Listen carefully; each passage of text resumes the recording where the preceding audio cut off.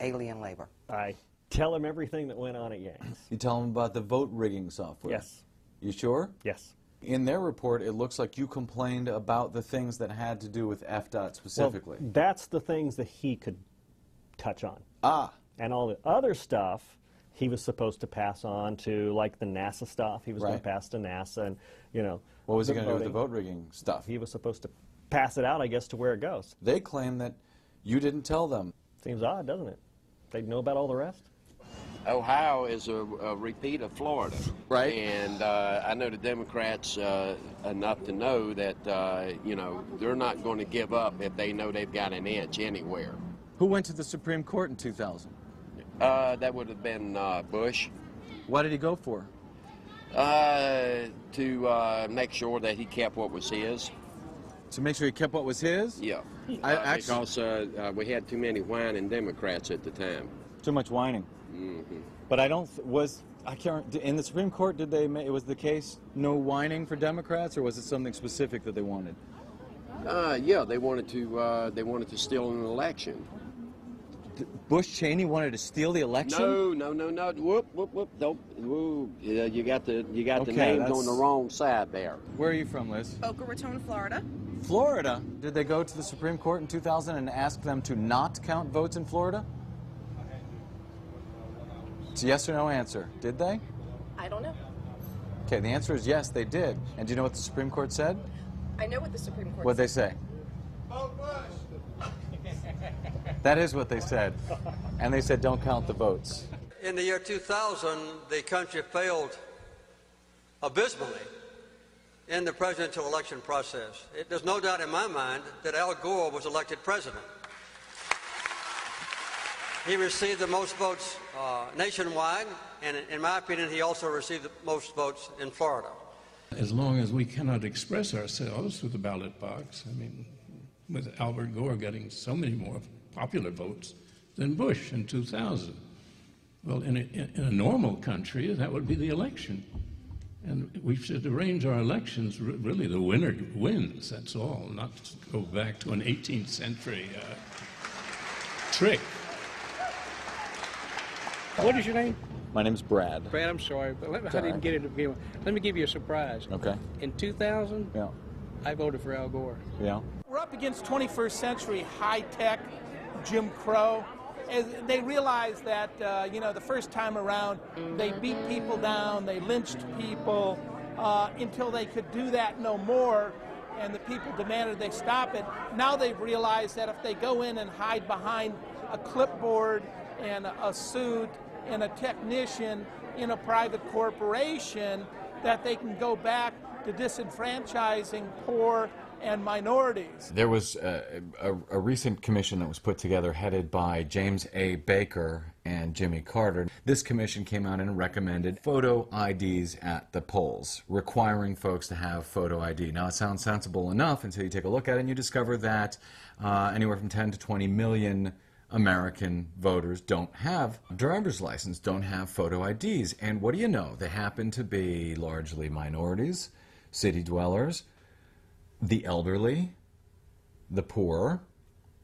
Look, voter fraud is not a problem in this country. Election fraud is a huge problem. Voter fraud, you know, is something that the bad guys like to put out there as if it's a problem. In fact, for example, the League of Women's Voters did a study of the last two national elections in Ohio and found that of over 9 million votes cast, there was exactly 4 cases of voter fraud that was discovered. It's not the people.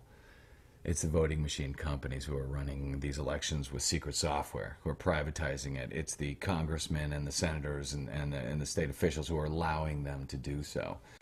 There's nothing quite so hot as a Georgia summer. But guess what? The Diebold machines break down in the heat. Now, I wonder if our illustrious Secretary of State, Kathy Cox, who wants to be the next governor of Georgia, first woman governor of Georgia, asked the question, how do the machines perform in the heat? If she had just asked that simple question, we would have had an alternative to the Diebold machines. But then by that time, of course, she had already allowed Diebold to place her photograph and the seal of the state of Georgia on their promotional materials. So she had become wedded to this particular system, which I think kind of is a conflict of interest. I'll say elections were stolen. In fact, You I will? think I did. You think the election was stolen? Absolutely. In 2004? Look at the exit polls, and they don't match the results. The same thing that we complained about when the Ukraine had their election, Right. and actually made them have a new one. Right. Their exit polls were actually closer than Right. ours. In fact, in the states that had electronic voting, the numbers didn't match at all with the exit polling. But in states where they had paper, what do you know? The exit polls and the final results were almost perfect. I have no doubt John Kerry won the election in Ohio. Okay. Now, had John Kerry won the election in Ohio, John Kerry would be the president. Sure. To say that those exit polls were so far off just didn't happen. Something else happened. And I say that as someone who has a PhD in political science and has worked in campaigns. People who came out and thought they voted for Kerry, their votes weren't counted, Right. or somebody actually tampered with the vote count. So the Yang folks, Right. Feeney and the are sort of harassing Mavis? Are getting DOT to harass Mavis, because Nelson Hill, who works for DOT, Yeah. is also Feeney's puppy. When Yeah. they were harassing her, I wrote back to the head IG, Cecil Bragg, and said, you're not doing anything on the investigation, why not? And the next business day, their response was they fired me and Mavis at the same time. Clint is fired at 10 in the morning. I'm fired at like 2:30 that afternoon. Instead of investigating this company, instead of putting the brakes on what's going on, they're actually writing letters of recommendation for that company, Correct. Yang, Correct. and saying that you're removed. Correct. Tom Feeney's fingerprints are all over this thing? Yes. Yes. Literal fingerprints. Literal fingerprints. I mean, read the public record. Read the public record. I don't want anyone to take my word for anything, Brad. Get the documents and read the record.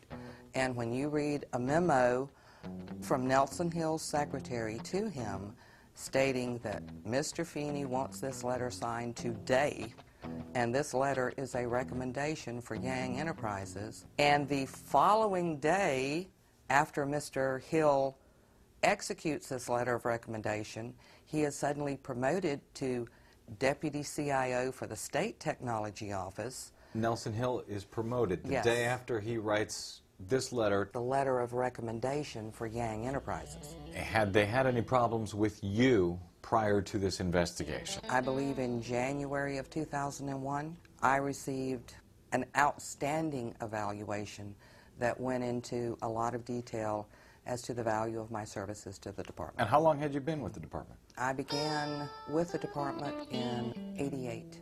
88? Yes. So I'd been with the department for... Almost 15 years Yes. at this point. Yes. The department did an agency cleansing of any corporate knowledge concerning the problems with the Yang contract. How many people were fired? A half dozen other than Clint and myself. So anybody who was involved with the Yang contract is now Correct. gone? Correct. In fact, on her, they tried to get her to sign a little paper saying she resigned. Did she sign it? She signed the resign one, and she kept to the one where it said you're fired. So when it went to court, when they said, well, she resigned voluntarily, we didn't do anything about it, she could produce a paper showing that they're just flat out lying. She filed a whistleblower suit. Yes. And she won the case. She won the case. What I began to do was to look into all the pieces of Clint Curtis's story, all the claims that he's made, and the more you look, the more paper trail there is that backs up Clint Curtis's assertions.